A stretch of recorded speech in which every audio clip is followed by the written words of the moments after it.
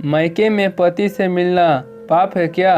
देखो न भाभी, नंदोई जी कैसे ननद जी के आसपास ही मंडरा रहे हैं। जानवी अपनी जेठानी से ननद संगीता की तरफ इशारा करते हुए बोली, जिन्हें देखकर दोनों देवरानी जेठानी ही करके हंस दी।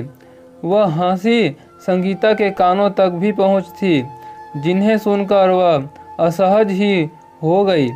अपने दूधमहे बेटे को उसके पापा के पास छोड़ वहां से चली गई। संगीता ने अभी अपनी पहली संतान को रिवाज अनुसार मायके में जन्म दिया है।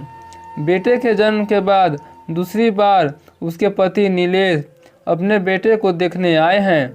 वह तो इस बार उसे हाथ से ले जाना चाहते थे, पर मां ने अपनी बच्चे के छोटे होने की दुहाई दे उन्हें मना कर दिया।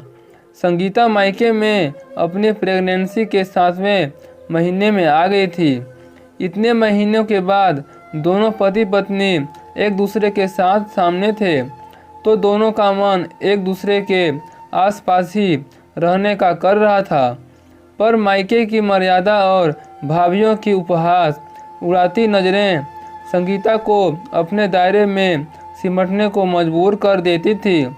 नीलेश जब दूसरे दिन जाने की बात करने लगे तो संगीता का मन उन्हें एक बार और जोर से गले लगाने को बेचैन हो गया।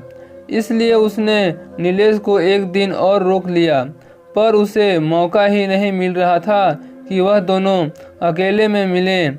पर आज संगीता कैसे भी अपने पति से मिलना चाहती थी। तो जैसे ही बेटा सोया, उसे माँ के पास लिटाकर कपड़े सुखाने के बहाने वह छत पर चली गई और वहीं से फ़ोन करके उसने नीलेश को भी बुला लिया। पर यह क्या, चारों तरफ से सभी लोग सर्दियों की धूप सेकने के लिए अपनी अपनी छतों पर थे। वैसे में सभी अपने आप में व्यस्त थे और छत पर चारों तरफ बाउंड्री भी थी। पर पतिदेव के छत पर आते ही उसे ऐसा लगने लगा कि सभी उसी की तरफ देख रहे हैं। तो वह उन सभी के नज़रों से बचने के लिए अपने छत पर बनी बड़ी सी दीवार के पीछे छुप गई और धीरे से नीलेश को भी बुला लिया। इतने महीनों बाद एक दूसरे का सानिध्य पाकर दोनों हाथों में हाथ लेकर एक दूसरे की आंखों में ऐसे खोए कि उन्हें यह पता ही नहीं चल रहा था कि कब दोनों भाभी ऊपर आकर उसके ऊपर हंस रही थी।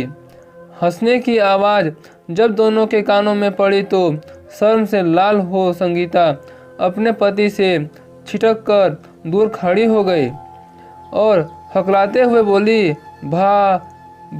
आप माँ, मैं तो कपड़े लेने आई थी। दोनों भाभी संगीता और खिलखिला कर हंसने हुए बोली, लेने नहीं ननद रानी, सुखाने आई थी। वह देखो गीले कपड़े अभी भी बाल्टी में ही हैं। अपनी भाभीियों की बातें सुनकर संगीता शर्म से जमीन में आंखें गड़ाए चुपचाप खड़ी रही। उसे यूं लग रहा था जैसे कि वह बड़ा पाप करते हुए रंगे हाथों पकड़ ली गई हो।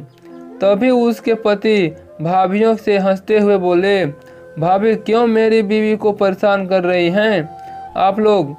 हम दोनों पति पत्नी अगर यहाँ मिलने आए हैं तो कोई पाप तो नहीं किया। मैंने तो इससे कमरे में ही मिलने को बोला था, पर ये आप लोगों के लिहाज की वजह से यहाँ छुप कर मिलने आई है और आपको ऐसे हंस रही है जैसे सच में हम दोनों ने कोई पाप किया हो। नंदोई की बात का दोनों भाभीियों के पास कोई जवाब नहीं था। आखिर सच ही तो बोल रहे थे वो। पति पत्नी कभी भी मिल सकते हैं। तो दोनों भाभी चुपचाप मुस्कुराते हुए नीचे चली गई। तो दोस्तों, आपको इस कहानी से क्या प्रेरणा मिलती है, क्या शिक्षा मिलती है, कमेंट बॉक्स में जरूर बताइएगा। चैनल पर पहली बार आए हैं तो चैनल को लाइक शेयर सब्सक्राइब जरूर कीजिएगा। फिर मिलते हैं एक नई इंटरेस्टिंग स्टोरी के साथ।